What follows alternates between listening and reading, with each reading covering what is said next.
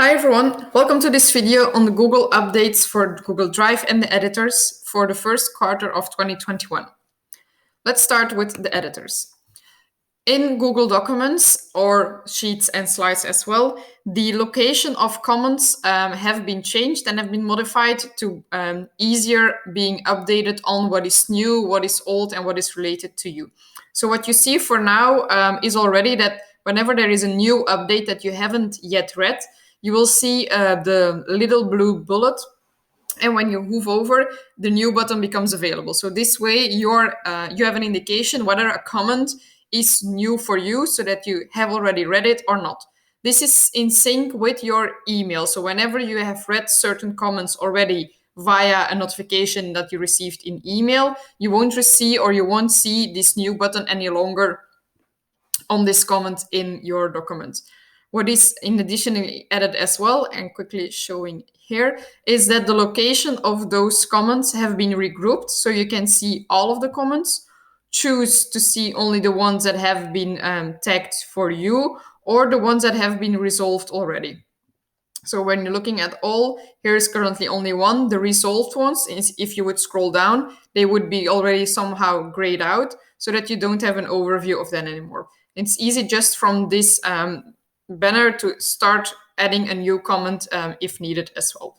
So the comments have been regrouped, and whenever there is a new one, you will be updated with this little new icon. Now, what is new in Slides, it's what I'm using at the moment in the presenter mode, is that you have some new options to move to the next slide, the previous slide, or even to go to a selected slide that you know you've created and you want to move forward to. So either using the arrows or using the select all to go to the slide that you want to present. So the toggle is smaller if you hit the three dots.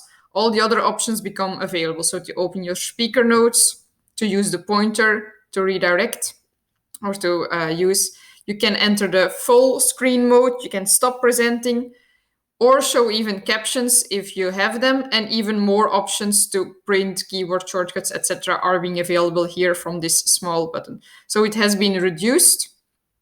So it's a little smaller icon, and you can go back and forth with this native pointer as well. So that is a pretty useful functionality whenever you're presenting. It's a nice layout, and it's all being a little bit smaller and bundled together.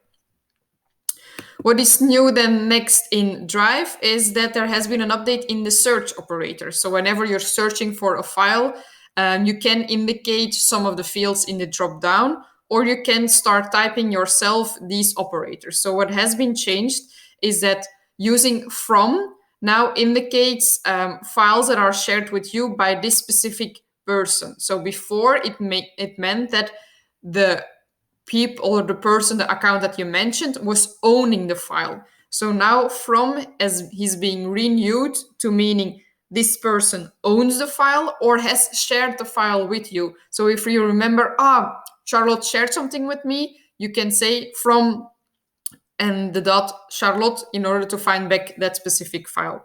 What is changed to is similar. Files that you shared with a specific person are now being found back with to. So the files that are shared with, or those that you shared yourself with a specific person, you can find them back in that way. The owner, that is not changed, so this still remains, but is now split from the from search operator. And what is a new one is that you can now search for shared with as well, and that indicates all files that have been addressed as owner or permission to view, comment, or edit. So anything, for example, if I'm wondering which files are shared with Karen, I can say shared with Karen. Either she owns it or she has permissions to that specific file. So that is actually a way to find back all your files as well. So a couple of new operators are just available from the drop down in the search box, or you can start typing them yourself. What is new in Drive as well, and which is useful, are the target audiences. So what is this all about? It's the admin of your domain who can set specific groups of people that are actually an audience. So let's say, for example, you're doing a presentation for the marketing team, 2 days later, one for the HR team. If your admin makes sure that there is a specific group for them available to group them as an audience, you can make sure to share a specific file or folder with that audience that is already pre-set up. So you don't have to manually type marketing and HR and include all the people.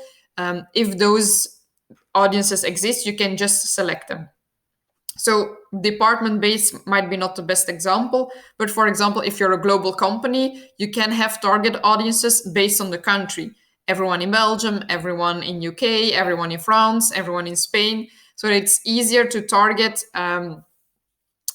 documents and folders to the group that is needed. So this can be cross domains or cross departments or cross operating units.